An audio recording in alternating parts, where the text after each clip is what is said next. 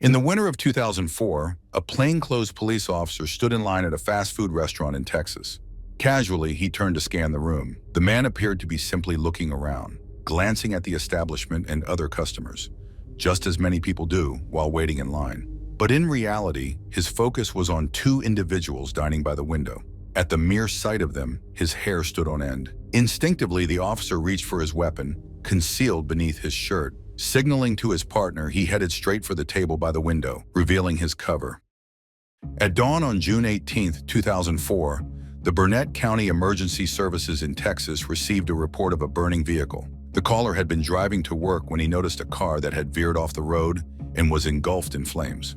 This stretch of road was narrow, winding, and lacked any guardrails, making it a frequent site of accidents, especially when deer would suddenly dart onto the roadway. Firefighters were dispatched immediately to the scene. The blaze was incredibly intense. The vehicle had been completely consumed by the fire. Its tires melted, and no trace of paint remained on the body. Essentially, only the frame was left, making it difficult to determine the exact make and model of the car. The driver's body was inside, or rather, what remained of it.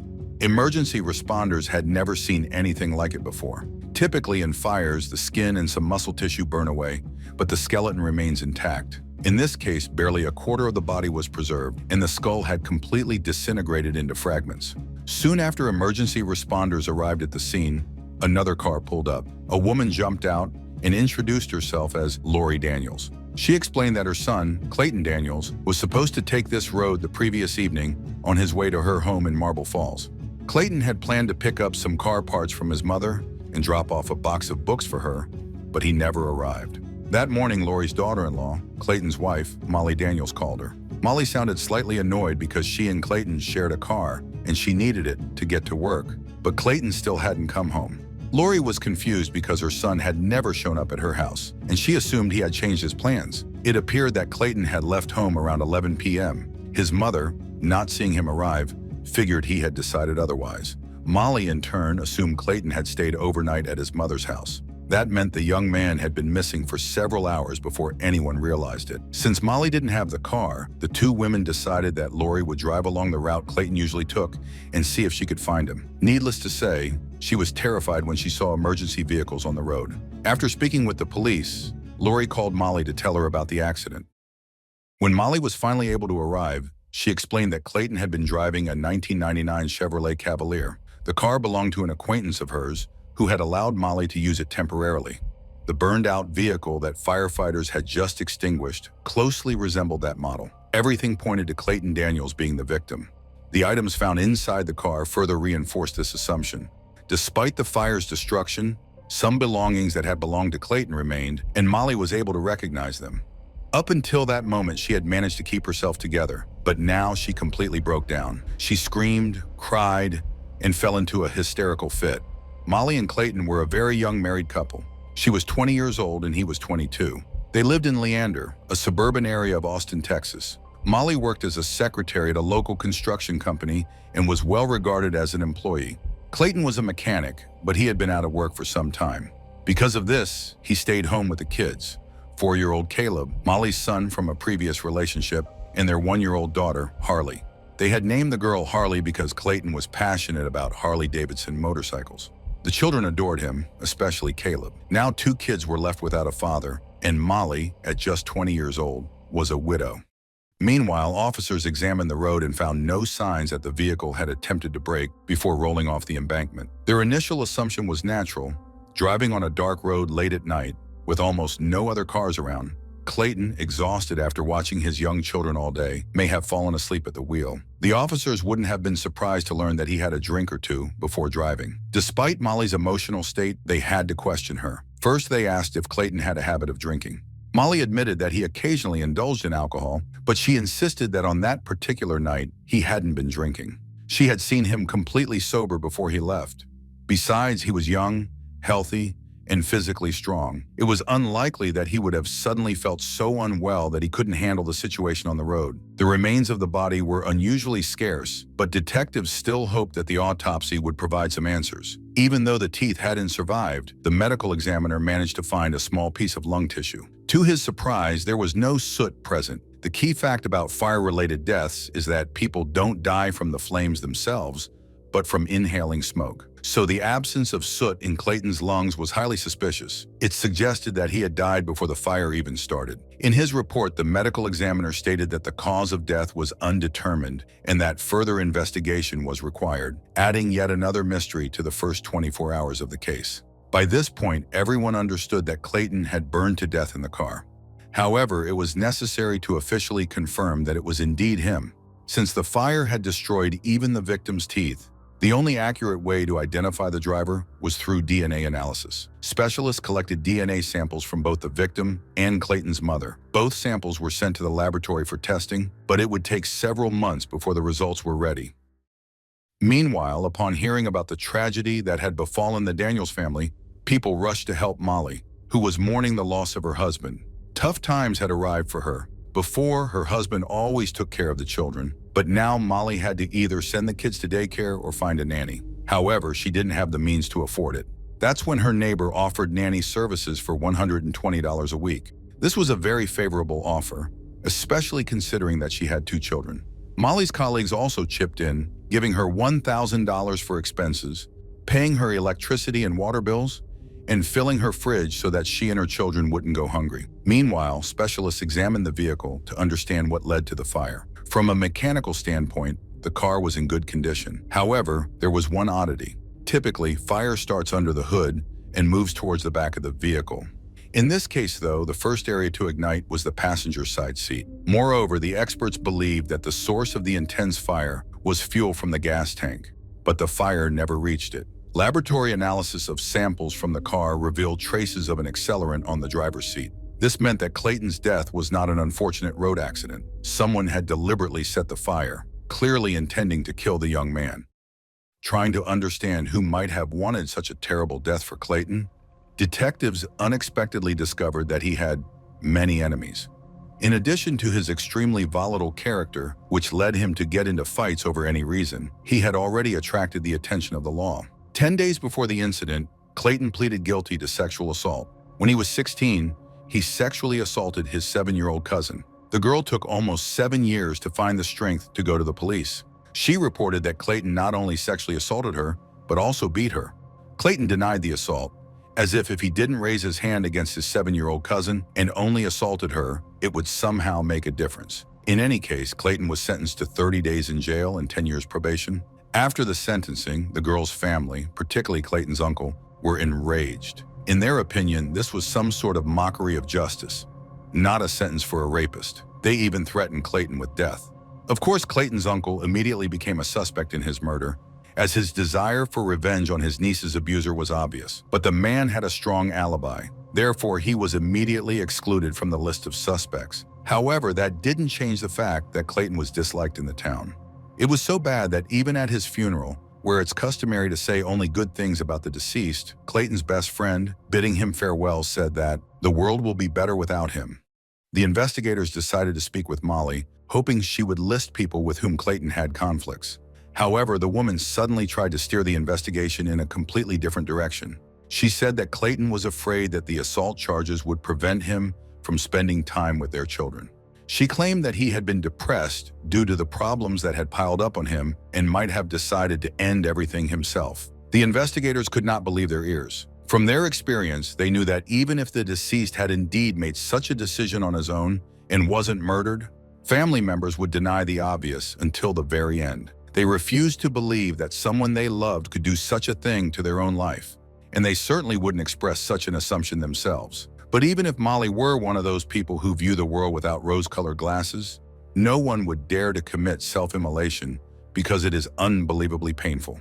Overall, Molly's behavior was surprising. Her initial hysteria was replaced by complete emotional detachment, even seeming indifference. The detectives asked her directly about this, and Molly replied that people grieve in their own way and that she does it without witnesses. However, aside from that, Molly was openly irritated. The investigators' questions seemed to annoy her. This was strange for a grieving widow who was left with 2 young children to care for. The detectives decided to examine the family's life and began with their financial situation. It turns out that Clayton, the mechanic who had been out of work, was insured for $100,000. However, the insurance company was unwilling to pay out the money until DNA testing confirmed that the body belonged to Clayton. The employees of the insurance company complained to the police that Molly was putting intense pressure on them, almost demanding that they pay her the money on a daily basis. On one hand, the detectives knew that she needed the money, but on the other hand, her behavior raised suspicion. The police began to suspect that the young widow might have had something to do with her husband's untimely death. However, they were confused because everyone they spoke to confidently stated that Molly truly loved her husband and had been happy with him. Unsure of what to think, the police decided to set up surveillance on the woman. And the detectives discovered that the woman who adored her husband, Molly, had already found a replacement for him. Molly's sister, Melissa, told the detectives about a visit she made to her sister's house when she needed to use the bathroom. The bedroom door was open and the girl saw a man sleeping on the floor in the wardrobe. She was horrified when she noticed his bare legs sticking out from the closet. She immediately ran to her sister to tell her what she had seen. Molly told her sister to wait in the kitchen while she went to check. When Molly called her sister into the bedroom, there were jeans and shoes scattered near the wardrobe. Molly told her sister that she had mistaken the scattered men's clothes for a man. Melissa pretended to agree, but she knew very well that she had seen naked male legs, not jeans. Intrigued by the mysterious new man in Molly's life, the detectives spoke to her neighbors. They learned that the girl had started dating a new young man immediately after her husband's death. 2 weeks after the tragic incident, he had already moved into her home. His name was Jake, and he worked as a truck driver, which is why the neighbors rarely saw him. So insurance, Clayton's murder, and Molly's new boyfriend. All of this pointed to the possibility that Molly and her lover had planned and carried out Clayton's murder in order to get him out of the way and collect the insurance money. But before the police could investigate the new boyfriend, 6 months after the incident in December, the detectives received the results of the DNA analysis. The deceased was not Clayton. It wasn't even a man. 6 months ago, an unknown woman had burned to death in the car. This new information turned the entire investigation upside down. If this wasn't Clayton, then who was it? The detectives had no idea what had happened that night 6 months ago, or where Clayton was in this case. The officers checked missing persons reports to see if any woman had gone missing around the time the car had caught fire, but they found nothing of the sort. The detectives hit a wall trying to identify the victim. As the police continued to observe Molly, the officers became convinced that the young woman had started a new romance. They saw a handsome brunette leaving her house to meet Molly after work. He kissed her, hugged her, and they both entered the house together. In general, 6 months after her husband's death, Molly's life seemed to have more or less settled into a routine. She would drive to work, stop by the store after work for groceries and other errands, and return home. One day, as usual, Molly drove away from work and approached the parking lot near a row of stores. However, instead of entering one of them, she approached another car where a man was sitting behind the wheel. Molly got into his car and together they drove to a Taco Bell fast food restaurant on the northwest side of Austin. The officer observing them saw how the young couple ordered food and sat down to eat by the window. The officer didn't see anything suspicious in this, but it was noticeably different from Molly's usual routine, so he decided to act. He called for backup, and together with 3 other officers, they came up with a plan. One of the officers, dressed in civilian clothes, entered the restaurant to buy a Coke.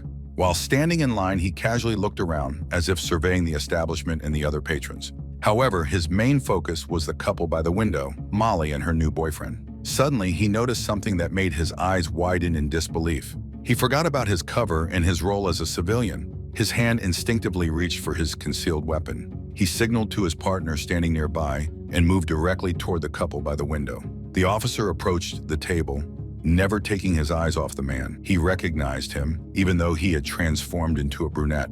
Sitting before him and eating a burrito was none other than Clayton Daniels. The young man appeared visibly startled, but quickly regained his composure and claimed that the officer was mistaken. His name was Jake, he explained. He showed a driver's license under the name Jacob Alexander Gregg and said he was a friend of Clayton's. The document appeared legitimate. However, the officers remained convinced of their findings.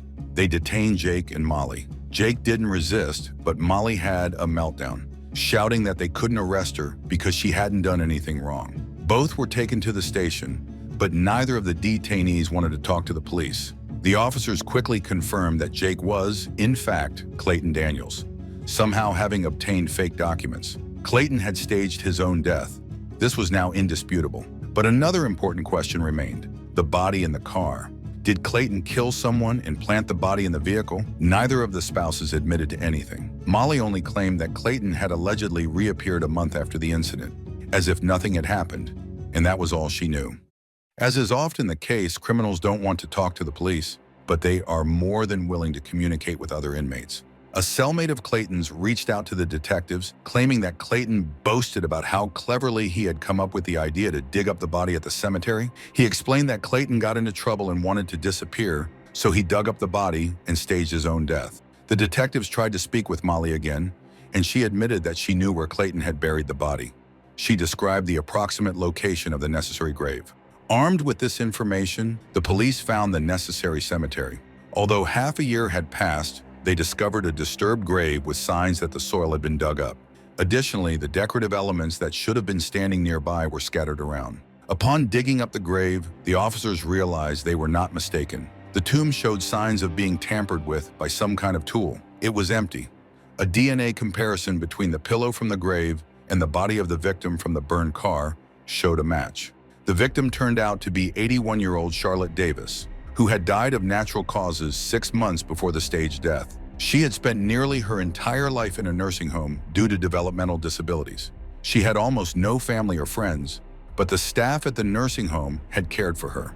They told the detectives that Charlotte was terrified of fire and did not want to be cremated. The nursing home staff understood that cremation was cheaper than burial, but out of respect for the woman's wishes, they collected funds to buy a coffin and bury her. They were proud and happy to have been able to give Charlotte a proper funeral.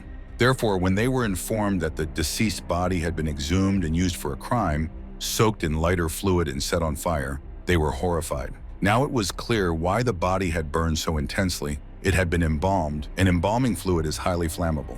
Finally, Clayton admitted to the crime, but this was not enough for the police. The detectives were certain that Molly had helped him. Now it was just a matter of proving it. They seized all the gadgets from the family home and the computer that Molly used at work, and they were fortunate that Molly had caught a virus on her work computer. Their luck lay in the fact that the virus had installed a keylogger, or keyboard activity recorder, to steal Molly's passwords. The virus saved everything in a text document, which allowed the police to learn everything the girl had done or searched for on the computer. She had searched for information on burned bodies, how a car burns, how cremation works, and how to dispose of a body to avoid DNA preservation. She was also interested in websites where one could order fake documents. The detectives shared everything they had discovered with Molly, and she decided to confess. She had been involved in planning the crime from beginning to end. Although she and her husband did not actually kill anyone, the cynicism and coldness of their plan was shocking. Molly explained that she and her husband were deeply concerned about the charge of molestation. Although Clayton was only facing a month in prison, he would be a registered sex offender for the rest of his life. This meant they would lose their home and would have to move. Clayton wouldn't be able to take their children to and from school when they grew older. In general, he couldn't care for the children the way he used to, and that would significantly affect their lives. Moreover, for a family barely making ends meet, $100,000 in insurance money would be a huge help. Of course, Molly insisted that the issue was not about money, but it was hard to believe that. After all, they had plans for that money, and she had been openly talking about waiting for the payout, not hesitating to take advantage of the generosity of those who had helped her. So the couple came up with a plan to officially kill Clayton. They needed a grave that was rarely visited so that no one would notice the coffin had been dug up. Clayton went to the cemetery and dug just such a grave without caring that it was a woman's grave. He exhumed Charlotte Davis from her coffin, dressed her in his own clothes, placed her in a car, pushed the car off the road, and set it on fire. He then hid nearby on a motorcycle. The couple planned to wait for the insurance payout and then head to Mexico, where Clayton would undergo plastic surgery to alter his face and visit a dentist to work on his teeth. Molly also wanted a tummy tuck while they were there. Clearly, she intended to indulge herself. The accomplices planned to leave just 2 weeks later if they weren't arrested. Meanwhile, Clayton carefully disguised himself, dyeing his hair and beard. They had spent a lot of time and effort planning and executing their scheme, but it was unclear how they would manage to deceive their friends and family for the rest of their lives. Could Clayton's own mother, who would surely visit her grandchildren and check on Molly, not recognize her son, his voice, gestures? In any case, Molly and Clayton were convinced they had thought of everything, and they couldn't resist the pleasure of having a meal together at Taco Bell. Both spouses were charged with arson, grave desecration, and Molly was additionally charged with obstruction of justice. Since Clayton was already facing charges of sexual assault with aggravating circumstances against a minor, and there was plenty of evidence, both decided to plead guilty. As there was no trial, the public didn't know anything until the sentencing of Molly, when all the horrifying details of her actions were revealed. For example, Molly told her 4-year-old son Caleb that this new man who looks like Daddy is not Daddy. Daddy is in heaven, he died, and this is Jake. In general, neither Molly nor her husband showed remorse for their actions. Molly, bewildered, and asked, "Why are you so concerned about a dead person? You're religious people, and you believe her soul is in heaven. It's just a body." And she truly didn't understand why her actions were so shocking. Clayton was sentenced to 30 years in prison and Molly to 20 years. Molly divorced Clayton in 2010 while both were in prison. She served 12 of the 20 years and was released in 2016. Molly moved to Florida, reconciled with her mother, who was horrified by her crime, and maintains a good relationship with her now adult children. Although they divorced, it was reported that she lives alone, so it's possible she might still be waiting for him. Clayton is set to be released in 2033. What an irony. He didn't want the charge of molestation to change his life, and he didn't want to spend 30 days in prison, so he'll serve 30 years and will likely struggle to truly rebuild his life after release. Charlotte Davis's body was reburied. This time, the sheriff's office purchased the coffin to give the woman a dignified farewell.